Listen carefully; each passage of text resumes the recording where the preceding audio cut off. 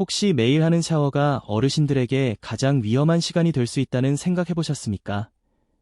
이 이야기는 어쩌면 요양병원에서 가장 먼저 숨기고 싶은 이야기일지도 모릅니다. 혹시 나이에 뭘 하며 건강을 포기하고 계시진 않습니까? 절대 늦지 않았습니다. 저는 의학 전문의로서 수많은 환자분들이 아주 작은 습관 하나로 삶의 질을 되찾는 것을 보았습니다. 오늘 그 희망의 정보를 정확하게 알려드립니다. 안녕하십니까? 오랜 세월 의학 전문의로 환자분들을 돌봐온 유병수입니다. 어떤 분들은 그게 가능해하고 반문하실지도 모르겠습니다. 너무 간단해서 웃으실 수도 있지만 저는 더 이상 이걸 숨길 수가 없습니다. 혹시 샤워하시다가 갑자기 어지러워서 벽을 짚으신 적 있으십니까? 욕조에서 일어날 때 눈앞이 핑 도는 느낌 겪어보신 적 있으신가요? 대부분의 분들이 그럴 때 그냥 나이 탓이겠지 하고 넘기십니다. 저는 분명히 말씀드립니다. 위험합니다. 그것이 바로 당신의 몸이 보내는 첫 번째 경고 신호입니다. 매년 수많은 어르신들이 바로 그 안전하다고 믿었던 욕실에서 쓰러지십니다. 깨끗하게 씻고 나오려다라. 오히려 남은 인생을 남의 손에 의지하게 되는 곳이 바로 욕실입니다. 하지만 오늘 제가 말씀드리는 단 5분 매일 하는 샤워에서의 5부위만 제대로 씻어낸다면 여러분의 노는 완전히 달라질 수 있다는 사실 믿으시겠습니까? 이건 단순히 때를 미는 이야기가 아닙니다. 막힌 곳을 뚫어 생명을 순환시키는 이야기입니다. 저는 진료실에서 평생을 당당하게 살아오신 수많은 아버님들을 만나왔습니다. 가족을 위해 자식들을 위해 한평생을 바쳐 일만 하셨던 분들이지요. 얼마 전 만났던 70이 넘으신 한 남성분이 특히 기억에 남습니다. 그분의 성함은 박철민 님이라고 하겠습니다. 넘어진 후유증으로 혼자서는 거동조차 힘드셨던 분입니다. 그분이 제 손을 잡고 떨리는 목소리로 이런 말씀을 하시더군요. 선생님, 내가 평생 누구한테 아쉬운 소리 안 하고 뻣뻣하게 살았는데 이제 와서 자식들한테의 꼴을 보이려니 차라리 눈을 감는 게 낫겠습니다. 다른 건 다 참겠는데 화장실 가는 것까지 남의 손을 빌려야 하느니 신세가 그게 제일 비참합니다.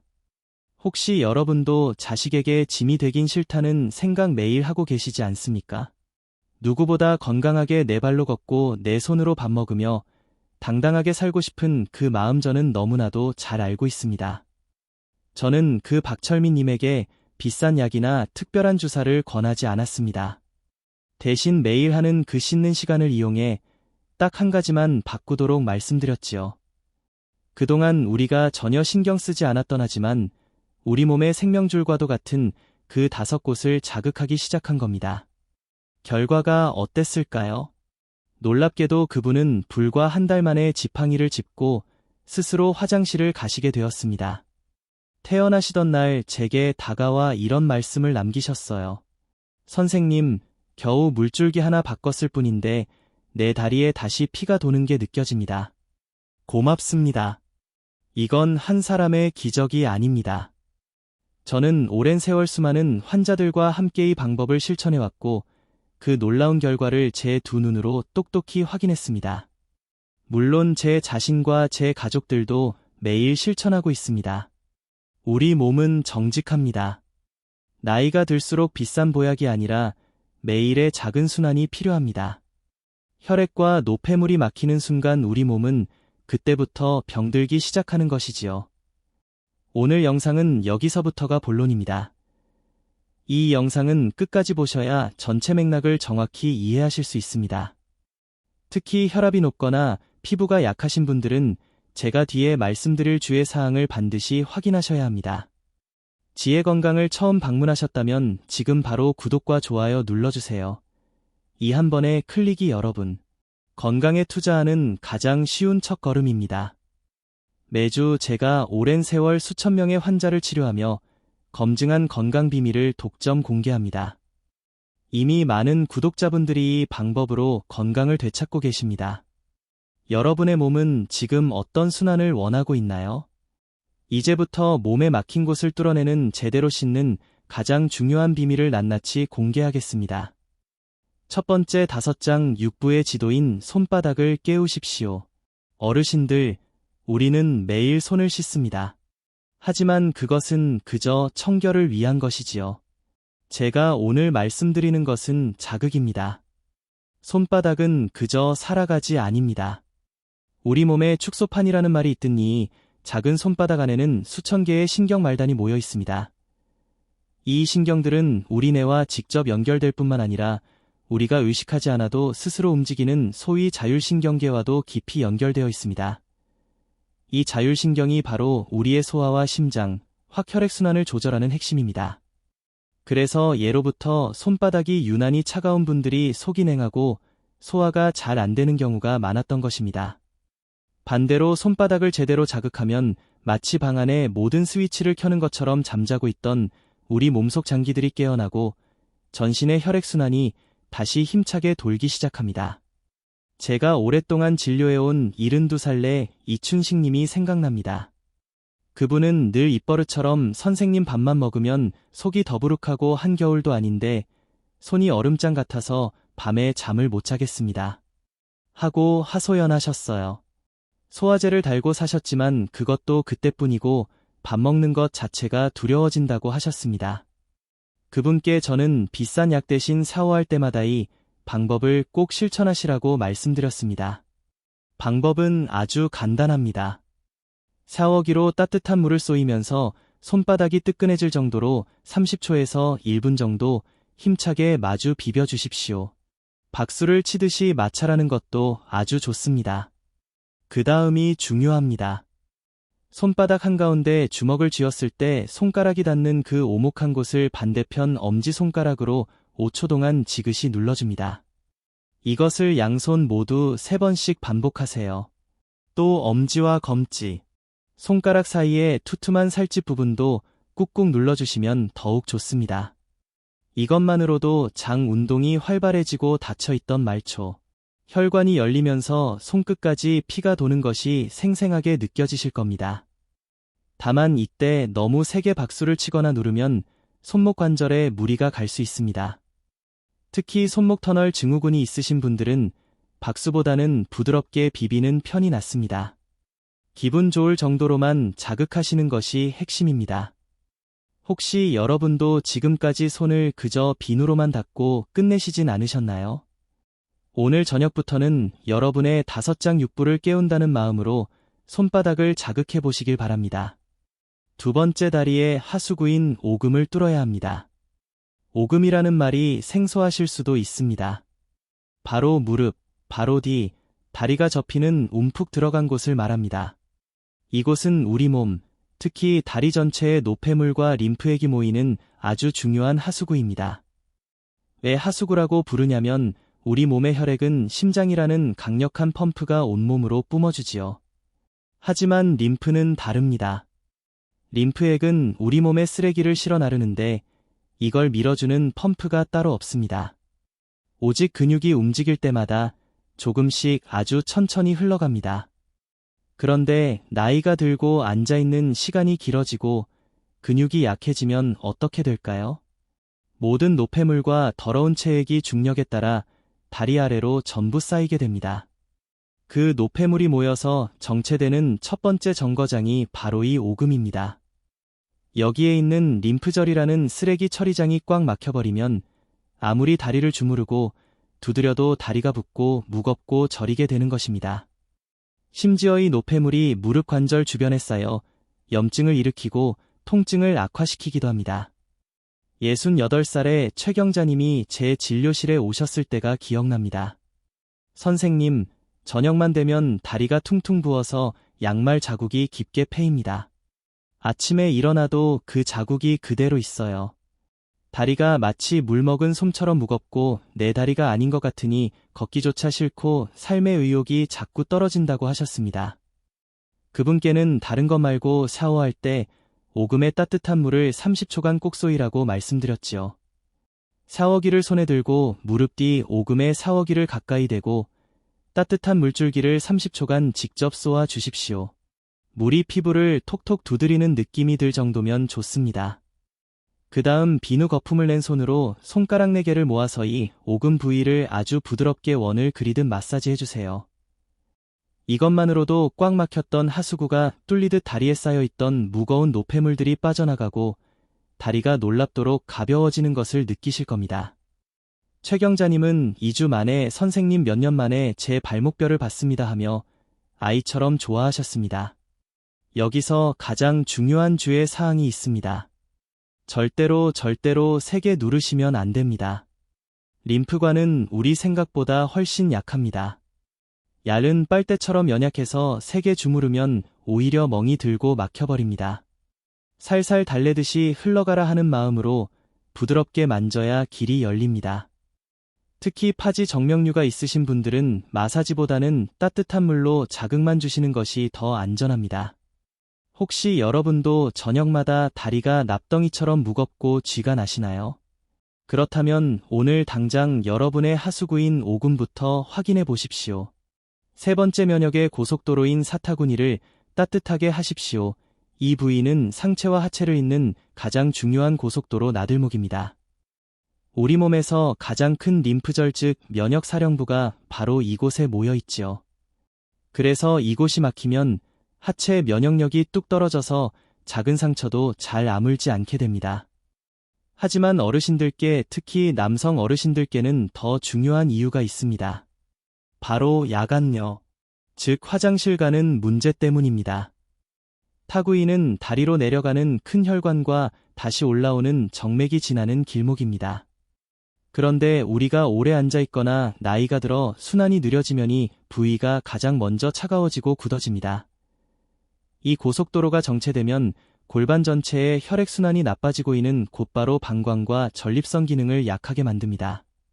관광이 약하고 예민해지니 밤에 조금만 소변이 차도 잠에서 깨게 되는 것이지요. 75살의 한상철님은 밤에 소변 보늘 안에 대번은 깼습니다. 잠을 통 못 자니 낮에는 멍하고 사는 게 사는 것 같지 않다고 하셨어요. 밤에 깨는 것은 단순히 귀찮은 일이 아닙니다. 다음날 하루 전체를 망가뜨리고 삶의 질을 바닥으로 떨어뜨립니다. 병원에서는 전립선 문제라고만 했지요. 저는 그분께 사타구니를 따뜻하게 자극해 보시라고 권했습니다. 샤워할 때 팬티선을 따라서 따뜻한 물줄기를 30초에서 1분 정도 넉넉하게 흘려 보내주세요. 이 부위는 절대 떼수건으로 미는 곳이 아닙니다. 그저 손바닥으로 아랫배에서 사타구니 방향으로 부드럽게 10번 정도 쓸어내리듯이 마사지합니다. 혹은 손바닥 전체로 그 부위를 펌프질하듯이 가볍게 5번 정도 눌러주셔도 좋습니다. 이렇게 순환만 시켜줘도 차가웠던 하체가 따뜻해지고 방광 기능이 안정되어 야간료가 놀랍게 줄어듭니다. 한상철님은 한 달 뒤에 오셔서 이제 밤에 딱 한 번만 깬다며 비로소 잠을 잔 것 같다고 정말 기뻐하셨습니다. 다만 이곳은 우리 몸에서 피부가 가장 민감한 부위 중 하나입니다. 절대 강하게 문지르지 마시고 그저 따뜻한 온기와 부드러운 압력으로 순환의 길을 터준다고 생각하시면 됩니다. 혹시 여러분도 밤에 편히 주무시지 못하고 자주 깨시나요? 그렇다면 사타구니의 순환을 꼭 점검해 보셔야 합니다. 네 번째 내로 가는 길목인 목덜미를 풀어야 정신이 맑아집니다. 많은 분들이 목이 뻣뻣하면 그저 근육통이라고만 생각하십니다. 하지만 목덜미는 그보다 훨씬 중요합니다. 바로 우리 뇌로 산소와 영양분을 실어 나르는 유일한 통로 핵심 길목이기 때문입니다. 목 뒤쪽으로 내려 올라가는 굵은 혈관들이 지나가는데 요즘 우리가 텔레비전을 보거나 스마트폰을 보면서 자기도 모르게 목을 앞으로 쭉 빼는 자세를 많이 하지요. 이 자세가 목덜미 근육을 딱딱하게 굳게 만듭니다. 이 굳은 근육들이 마치 바위처럼 그 사이를 지나는 혈관들을 꽉 짓누르게 됩니다. 그럼 어떻게 될까요? 뇌로 가는 혈류량이 줄어듭니다. 뇌가 배가 고파지는 겁니다. 그래서 머리가 멍해지고 자고 일어나도 개운하지가 않고 어지럼증이 생기며 자꾸 기억력이 깜빡깜빡하게 되는 것입니다. 이것이 방치되면 뇌세포가 굶주이게 되어 치매의 위험까지 높아질 수 있습니다. 69살의 윤정숙님은 제게 오셔서 자꾸 깜빡깜빡하고 오후만 되면 머리가 무겁고 어지러웠어요. 이러다 정말 치에 올까 봐 겁이 났지요. 그분께는 샤워할 때 목덜미에 1분만 투자하라고 말씀드렸습니다. 다른 곳보다 조금 더 따뜻한 물을 목 뒤쪽 머리카락이 시작되는 그 움푹한 부분에 1분 정도 넉넉하게 쏟아부어 주세요. 고개를 살짝 숙이고 물줄기가 굳은 근육을 풀어주는 것을 느껴보십시오. 그 다음 양손으로 목기. 근육을 어깨에서부터 머리뼈 아래까지 마치 반죽하듯이 부드럽게 주무르며 풀어줍니다. 이것만으로도 내로 가는 혈관이 열리면서 머리가 마치 안개가 거친 것처럼 맑아지고 어지럼증이 줄어드는 효과를 보실 수 있습니다. 다만 혈압이 높은 분들은 너무 뜨거운 물은 피하셔야 합니다. 오히려 혈압이 오를 수 있어요. 그저 따뜻하다 싶은 물로 하시고 절대 목을 우두둑 소리나게 꺾지 마십시오. 뼈가 아니라 근육을 푸는 것입니다. 혹시 여러분도 오후만 되면 머리가 무겁고 멍하신가요? 그것은 뇌가 지쳤다는 신호가 아니라 뇌가 배고프다는 신호일 수 있습니다. 5번째 마음에 보일러 실린 명치를 다스려야 합니다. 어르신들 평생 살아오시면서 받은 스트레스 그 화는 다 어디로 갔을까요? 바로 이 명치에 뭉쳐 있습니다. 명치는 우리 몸 자율신경의 중심이자 마음의 보일러실이지요. 우리가 긴장하거나 화가 나면이 명치 끝이 돌처럼 딱딱하게 굳어버립니다. 이 보일러실이 굳으면 숨이 얕아지고 가슴이 답답하며 밤에 잠이 오지 않고 소화가 안 됩니다.